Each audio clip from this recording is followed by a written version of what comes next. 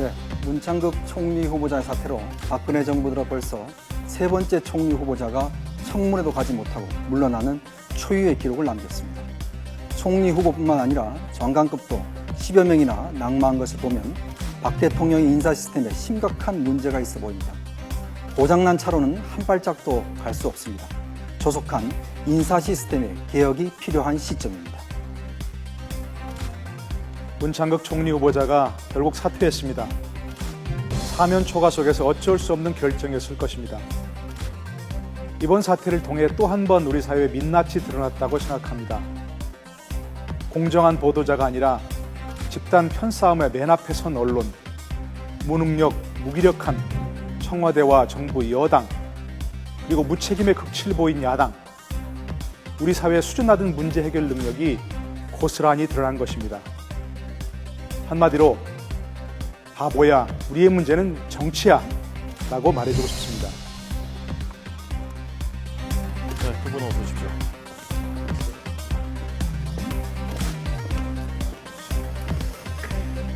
오늘 정규의 법칙은 문창극 총리 후보자의 사퇴를 집중적으로 대담하도록 하겠습니다. 석간 문화일보 논설위원이신 이현종 논설위원께서는 오늘 이 발표할 것이라고 예상하셨습니까? 오늘 아침까지? 네, 일단 오늘이 아니면 정말 시점이 좀 없지 않나 그렇게 생각을 했습니다. 오늘 넘어가면은 일단 총리 후보 인사청문회를 하는 걸로 이렇게 봤습니다. 그래서 오늘이 제일 마지노선 시점으로 일단 보고 준비를 했습니다. 그러니까 오늘 넘어가서 청문회를 할 수도 있겠다라고 보셨던 건가요? 일단 오늘 넘어가면 대통령이 이제 이 심상치 않는 그런 상황에서 일단은 청문회를 하는 쪽으로 마음을 굳히는 게 아닌가 그런 또 우리도 해봤습니다. 예, 교수님은 예상하셨습니까 오늘? 예상했다고 해야겠죠. 오늘 내일 분명히 뭔가 결정이 있을 것이라 생각했는데 인사청문회 쪽으로 가기는 너무 부담스럽고 그렇게 되면 동력이 많이 떨어진 상황에서 박근혜 대통령이 직접 나서 호소하지 않는 이상 여당도 그렇고 야당도 그렇고 지금 다 극력 반대한 상황에서 밀고 나갈 동력이 없으니까 모양새가 어떻든 간에 결국 잦은 사태냐 본인이 지명 처리를 요청해서 지명 처리를 하느냐 그런 쪽이지 오늘 내일 사이에는 결국 결론을 내지 않을까 싶었는데 결국 너무 늦은 결정이었다. 한마디로 그렇게 말할 수 있을 것 같습니다. 보수 진영에서는 좀 여론이 어제 그제부터 좀 그 청문회까지는 가야 되는 것이 아니냐라는 여론이 좀 확산되고 있는 분위기였고, 그래서 이게 청문회까지 갈 수 있지 않겠는가라는 생각을 한 사람들이 꽤 있었거든요. 그런데 문 후보자가 오늘 이 시점에 지금까지는 있다가 오늘 사퇴한 배경은 뭐라고 분석하셨어요? 일단 이제 보수 진영 쪽에서 이제 여러 분들이 이 청문회를 가야 된다 이렇게 서명도 하시고 또 주장도 하시는데 일단은 전체를 보면 문 후보자에게 좀 명분을 만들어준 그런 액션 아니었나 생각이 듭니다. 현실적으로 이제 청문회를 간다 하더라도 일단 여당이 상황이 이제 그렇게 좋지 않기 때문에 일단 전반적으로 문 후보자가 명예롭게 퇴진할 수 있는 그런 명분을 만들어준 차원에서 조부의 독립유공자 문제라든지 또 보수진영에서 성명이라든지 그런 것들이 있었지 않는가 그렇게 전망합니다. 네. 앞서 저희가 2분 30초 동안 문 후보자의 오늘 사퇴 기자회견을 직접 들려드렸는데요. 격정을 토로하는 것 같은 때로는 좀 격앙되기도 하고 내가 할 말은 다 하고서 물러나더라도 그런 느낌이 느껴졌습니다. 저는. 교수님 어떻게 들으셨습니까? 네, 저도 그렇게 들었습니다. 처음부터 사퇴한다는 말을 먼저 한 게 아니라 맨 마지막에 사퇴한다고 얘기해놓고 그 앞에 이제 본인의 어떤 소회를 다 진술하는 그런 걸 보면서 저도 그렇게 느꼈는데요. 어쨌든 현재 상황에서 이제 박근혜 대통령이 인사청문회를 하고 싶더라도 현재 전국 상황이 너무 안 받쳐주는 것 같아요. 당장 여당에서는 전당대회 때문에 문창극 후보자에 대해서 적극적으로 옹호할 수 없는 그런 상황이고 또 좀 있으면 730 재보선이니까 그걸 끌고 가기가 너무 부담스럽고 이런 현실적 이유로 선택할 수밖에 없었던 것 같고 여러 차례 얘기했지만 사실은 이런 상황을 정리하기 위해서 빨리 청와대가 나섰어야 되는데 가부간에 어떤 직접적인 접촉을 통해서 대통령의 의중을 알리고 청와대에서도 얘기할 수 있는 거니까 그랬다면 좀 더 빨리 정리가 됐을 수 있겠다 싶었는데 이것이 지나치게 좀 시기적으로 늦게 되었고 결국 본인에게도 엄청난 상처가 되었고 청와대와 정부 여당의 문제 해결 능력이 의심받는 그런 지경이 왔다고 봅니다. 그 법에 정해져 있는데 여론에 휘둘리지 않도록 법이라는 것이 있는 것인데 그 법이 제대로 지켜지지 않았다. 그리고 국회가 그것을 앞장서서 지켜야 되는데 지키지 않았다라고는 비판을 했거든요. 네. 그 부분에 대해서는 교수님 어떻게 생각하셨습니까? 적절히 제가 얘기했던 얘기 아니겠습니까? 예. 전 헌법과 법률이란 것은 우리 국가를 운영하기 위한 매뉴얼이니까 그게 정해져 있는 이상 대통령이 일단 지명했으면 검증이 미흡하면 미흡한 대로 그것을 또다시 재차 검증을 해달라는 것이 바로 인사청문회고 국회 동의 절차 아니겠습니까? 네. 그러니까 저는 그런 매뉴얼을 밟아야 한다고 얘기한 것이 반드시 문창국 후보자가 뭐 총리가 되어야 한다. 총리감으로 훌륭하다. 그런 차원의 얘기가 아니고 네. 국회에서 동의하지 않으면 알 수도 있는 것이고 인사청문회 과정에서 예를 들어서 모든 국민들이 인사청문회 과정을 다 지켜봤는데도 네. 부정적인 여론이 바뀌지 않는다면 그때는 어쩔 수 없는 거죠. 그러나 지금처럼 인사청문회 가지 않고 본인의 해명도 입체적으로 들어보지 않고 일방적으로 검사의 논고처럼 검사의 기소만으로 끝내는 이런 식의 문제는 이런 식의 그 청문회 생략 절차는 예. 사실 민주주의에도 어긋나고 국회의원들도 사실 크게 반성해야 되죠. 예. 지금 국회의원들 보면 많은 범법자들 있지 않습니까? 그냥 검사의 기소로 끝내버렸다 이렇게 얘기하면 어떻게 되겠습니까? 네. 그런 사람 다 뭐 3심까지 갔었고 예. 또 파기환송식까지 했었고 그런 과정을 통해서 무죄가 된 사람도 있고 예. 뭐 또 유죄가 된 사람도 있는데 그런 사람들 왜 이렇게 많은 기회를 주냐고요. 예. 저는 그런 것이 우리가 지켜야 할 일종의 절차라고 생각합니다. 예, 그 부분에 대해서 어떻게 생각하십니까? 이건? 근데 이제 물론 그 청문회란 절차가 이제 법적으로 보장이 돼 있지만 또 한편으로 보면 사전 검증, 특 언론을 통한 검증 이것도 상당히 중요하다고 생각이 듭니다. 예.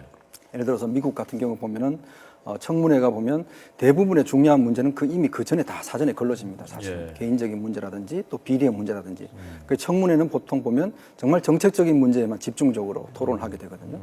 근데 이제 이 문창국 후보자의 경우는 이런 여러 가지 문제점이 노출됐는데 저는 본인이 이 과정에서 그 처리하는 과정에 좀 문제가 있었다고 봅니다. 왜냐하면 처음 이 문제가 발생을 했을 때 예. 본인이 언론에 좀 더 상세하고 자세하게 해명을 했더라면 이렇게 파문이 끝까지 오지 않았지 않는가 그렇게 생각합니다. 처음에 했을 때 뭐 사과할 필요가 없다든지 이러면서 계속 그 논쟁 자체를 좀 크게 불러왔던 것들 그런 것들이 국민 여론을 많이 악화시켰고 실제로 여당도 그런 것 때문에 영향을 받았고 그래서 청문회 가기 전까지 어떤 정책 데미지가 워낙 컸기 때문에 네. 사실은 청문회 전에 낙마한 것이라 일단 그렇게 볼 수가 있을 것 네, 같습니다. 그렇게 보면 그런 그 오늘 문 후보자의 회견 내용이 법치주의가 훼손됐다라는 내용이 하나가 있었고, 네.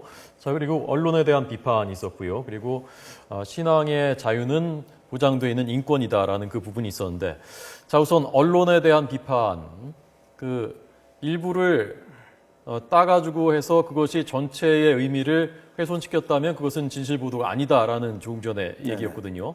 언론인으로서 그 부분에 대해서 어떻게 들으셨습니까? 아무래도 언론이라는 것이 이제 시간적인 제한 있고 또 예를 들어서 뭐 전체 과정을 모든 걸 다 예를 들어 방송을 할 수 없는 거 아닙니까? 예를 들어 그 중에서 중요하다고 생각되는 부분들을 언론이 이제 그 취합해서 보도를 하게 되는데 네. 이제 그것이 그동안에 언론이 여러 가지 관리했습니다. 그런데 그것을 예를 들어서 교묘하게 조작을 한다든지 또 앞뒤 내용이 서로 다르게 한다든지 물론 그랬을 경우에는 그거는 문제가 되겠죠. 네. 그런데 이제 이번 같은 경우는 물론 그렇게 오해할 소지는 좀 있었다고 봅니다. 예. 그렇지만은 전체적인 맥락이나 내용에 있어서는 크게 어떤 문제되는 부분은 없었지 않나 그렇게 생각이 듭니다. 전체적으로는 뭐 보도가 괜찮은 보도였다라는 입장이시고요. 교수님은 어떠세요? 저는 그렇지 않다고 보고요. 예. 요즘 그 인터넷에서 유머인지 뭐 좀 그 우리 한국 언론의 행태를 꼬집은 예. 뭐 그런 것들이 많이 돌아다니더라고요. 예. SNS에.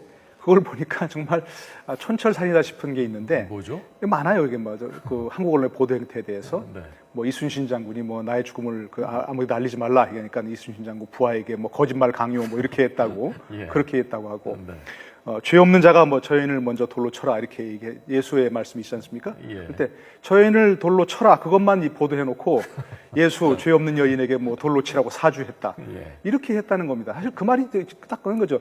죄 없는 저인을 돌로 쳐란 말을 안 한 게 아니죠. 네. 그러니까 그걸 보도한 건 맞는데 팩트는 맞는데 예. 그 앞뒤를 거두절미하고 보도하면 그 진실하고 거리가 멀어져 버린 거죠. 네. 그럼 뭐 저널리즘의 기본 아니겠습니까? 근데 사실을 보도할 때 물론 시간상 제약이 있는 거고 YTN도 마찬가지로 70분 동영상을 다 방송할 수 없는 거 아닙니까? 네, 네. 그렇다면 그걸 보도하되 전체 맥락 가운데 어떤 의미를 갖는 것인가를 보도해 줘야죠. 예. 그렇지 않고 그것을 마치 친일파 매국노 이렇게 보도해 버리면 네. 그 부분에 그 씌워진 프레임이 절대 벗기지 않았던 거예요, 사실은. 그러니까 지금 많은 사람들이 동영상을 시청하면서 이게 말 정반대 아니야? 이게 뭐 지나친 애국주의자 뭐 이렇게 얘기하면 몰라도 뭐 친일파 매국노라는 건 말이 안 되지 않는가. 네. 이렇게 좀 돌아섰지만 결국 처음 씌워진 그 프레임, 그냥 싫어요라는 그 이 프레임은 벗겨지지가 않은 거죠. 예. 그러니까 정말 언론 보도에 신중함이 필요하다는 걸 다시 한번 좀 생각하게 됩니다. 이 의원님은 그 전체 맥락 70분을 다 듣고 판단해야 된다.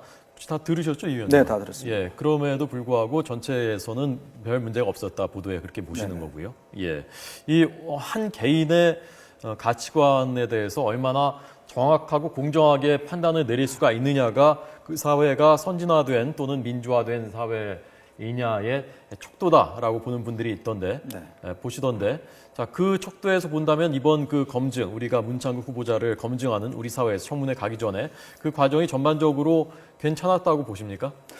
일단은 이제 저희가 이번에 검증하는 분은 일단 총리 후보자이십니다. 예. 그래서 우리가 대통령 후보의 경우에는 여러 가지 선거 과정을 거치고 또 여러 가지 또 그 선거 기간 동안에 많은 것을 검증하지 않습니까? 그렇게 예. 대통령을 뽑는데 이 총리 같은 경우는 이제 대통령 다음에 2인자입니다. 그렇기 때문에 이 총리에게 요구되는 여러 가지 도덕성과 그다음에 세계관, 그건 일반적인 종교인과는 좀 다르다고 보거든요. 예. 그리고 예를 들어서 그런 종교적 하나의 편향성이 또 여러 가지 종교를 믿는 분들이 국민들이 많기 때문에 네. 그렇기 때문에 총리 후보자로서는 그런 부분이 좀 부적절한 측면이 있기 때문에 네. 상당히 문제가 된다고 보고요. 특히 이제 이번에 같은 경우는 여러 가지 언론에서 많은 문제점들이 제기가 됐는데 예. 그런 문제를 총리 후보자가 스스로 좀 처음부터 자세하게 좀 이게 해명을 했더라면 제가 볼 때는 논란이 그렇게까지 확산이 되지 않았지 않나 그렇게 예. 전망을 해봅니다. 네, 아주 높은 기준이 요구되지 않느냐, 총리 후보자에 대해서. 물론이죠. 당연한 거죠. 그거는. 예. 뭐 정말 불법이라든지 도덕성에 훼손된 문제라든지 그런 것들은 당연히 후보자로서 올리지도 말아야 될 것이고 후보자가 됐더라도 그것이 드러나면 당연히 사퇴를 해야죠. 뭐 미국의 경우도 당연히 그렇습니다. 청문회가 이렇게 문제가 되는 두 나라, 미국하고 우리나라밖에 없는데 예. 미국은 당연히 부도덕함, 뭐 불법적인 거. 부도덕 행위는 우리로 따지면 사실 아무것도 아니에요. 무슨 뭐 불법 체류자를 뭐 보모로 썼다든가 그게 무슨 뭐 엄청난 뭐 불법이라고 생각해서 예. 당연히 그건 사퇴하는데 그럴 수도 있습니다. 분명히 사퇴할 수도 있는데 이번의 경우는 처음 문제가 됐던 부분은 지금 말씀하신 대로 가치관, 이념, 역사관 이런 것들이거든요. 그건 얼마든지 해석의 여지가 있을 수 있습니다. 예. 가치관이 다를 수 있는 부분이고 뭐 자꾸 미국 얘기해서 미안하지만 이제 원조가 미국이니까 보면 이런 문제 예를 들어서 그 어떤 이념, 역사관, 도덕성이 아니라 이념, 역사관, 가치 이런 것들이 문제되는 건 연방 대법관을 비롯한 법관들의 경우에 그렇게 문제가 많아요. 왜냐하면 예. 종신직이고 네. 자기 어떤 판결에 그런 것을 많이 투영할 수 있으니까. 예. 그러나 행정부 고위직을 구성하는 데는 네. 대부분 대통령의 선택에 맡겨줍니다. 네. 불법적인 거나 그런 것만 없으면. 총리가 물론 중요한 직이긴 하지만 네. 우리나라 같은 상황에서 총리가 무슨 자기 독단적으로 무슨 정책을 수행할 수 있는 것도 아니고 아까 말씀하신 거 저도 동의합니다. 다른 그 종교인들이 상처를 입었을 것이라고 하는 거, 뭐 그런 것이 공개됨으로써 교회에서 강연이 공개됨으로써 그런 점은 충분히 동의하는데 그런 것이 과연 우리 사회에서 총리를 가르는 기준이 될 것인가? 예. 그럼 누구라도 어떤 뭐 좀 교회든 절이든 그런 데서 종교적인 발언을 한 사람은 그럼 총리를 부적격하냐? 이런 걸 좀 얘기하기 위해서라도 저는 가려보기 위해서라도 총리를 갔어야 한다는 얘기죠. 예. 저희가 기본적으로는요, 이 정구역 법칙 두 분의 패널을 모실 때, 이 위원님을 보수 성향의 패널로 저희가 모시고 교수님을 진보 성향의 패널로 모시는데 오늘은 이렇게 입장이 엇갈리는데 저는 이런 어떤 유연성, 사안에 따라서의 유연성, 합리성 이런 게 우리 사회에 좀 필요한 게 아닌가 하는 생각을 지금 들으면서 하고 있습니다. 아까 인사 시스템 말씀하신 분이 모두에서 어떤 분이 교수님 말씀하셨나요? 네, 위원님 인사 시스템 어떻게 고쳐야 된다고 생각하십니까? 지금 이제 청와대에 이제 인사위원회가 있습니다. 그 비서실장을 위원장으로 하는 인사위원회가 있는데 거기에 보면 정무수석이라든지 그다음 홍보수석 또 제1부속실장 이렇게 들어가서 인사위원회를 구성해서 이제 검증을 하거든요. 근데 이제 제가 알기로는 인사위원회에서 여러 가지 이제 검증 절차를 거치고 또 후보자 본인한테 사전에 한 200가지 질문을 해서 그 질문을 받아서 이제 검증도 거치는데 그동안 박 대통령이 수첩 인사라는 말을 해왔지 않습니까? 네네. 그거는 뭐냐면 우리가 보통 생각할 수 있는 후보군 이런 후보군 말고 본인만이 알고 있는 후보 이런 후보를 그냥 갑작스럽게 인사 검증팀에다 넘겨서 짧은 시간 안에 검증을 거친다든지 이런 것들 때문에 사실은 그동안 여러 가지 인사에 문제가 있었다고 들어봤습니다. 네. 그렇기 때문에 사실 인사 검증을 하려면 지금 좀 시간도 많이 필요하고 여러 가지 어떤 절차를 많이 거쳐야 됩니다.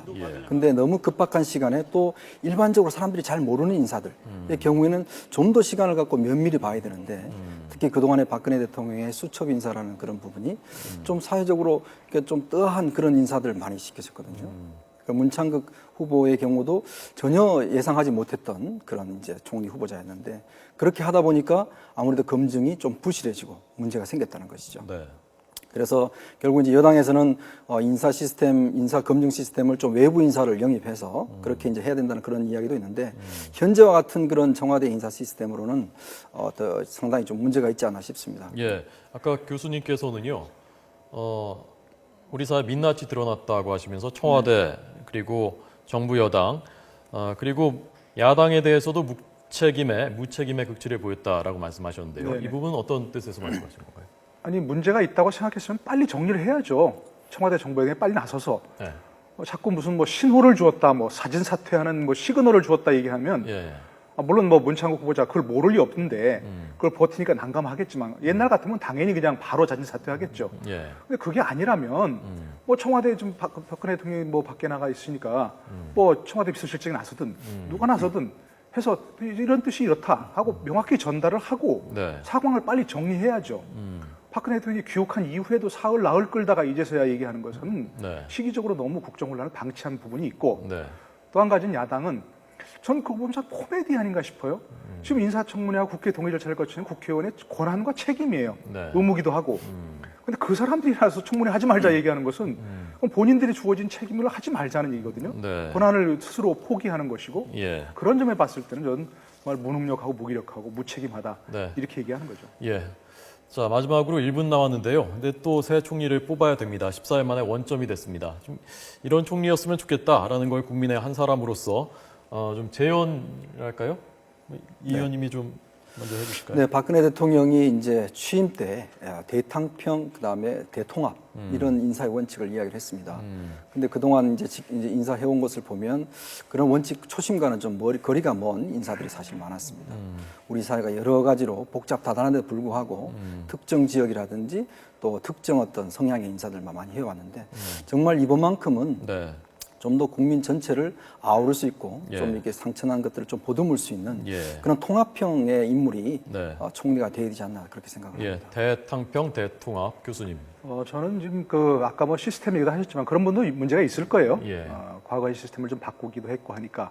그래서 저는 보다 근본적인 문제는 그 인사를 하는 사람의 관점이 문제라고 생각합니다. 생각이 한마디로 딱 정하면 우리가 남이가예요. 그냥 그저 아는 사람끼리 같은 지역 출신, 같은 학교 출신, 뭐가 따지고 뭔가 다 연결이 되는 사람들 아니에요. 아는 사람 중에서 고르는. 그러니까 딱 그걸로 표현이 되는데 전 그런 좁은 시각에서 벗어나야 한다고 생각합니다. 그러면서 지금까지 뭐 비판이 나오니까 뭐라 그랬냐면 능력 있는 사람 위주로 고르다 보니까 그렇게 됐다는 거. 그럼 다른 지역에는 능력 있는 사람이 전혀 없다는 얘기입니까? 얼마나 그게 더 다른 사람들에게 상처가 됩니까, 그게? 네. 그런 무신경한 그런 이 사고를 가지고서는 시스템을 백날 바꿔봐야 소용없어요. 그러니까 좀 그런 우리끼리 집단 사고, 뭐 동질적인 사고 하는 그런 데서 좀 벗어나가지고 네. 정말 널리 인재를 구하는 뭐 그렇지 않으면 이런 것이 판판이 계속될 수밖에 없다. 예. 이렇게 생각이 됩니다. 알겠습니다. 자, 이제 새 총리가 지명될 겁니다. 빨리빨리가 이런 또 하나의 사태를 낳았고 또 다른 대형 사건 사고들도 이 빨리빨리에서 비롯됐다는 분석이 많습니다. 이번엔 조금 시간이 걸리더라도 잘 고르고 잘 검증이 됐으면 좋겠습니다. 오늘 전국의 법칙 두 분에게 들었습니다. 고맙습니다. 좋습니다.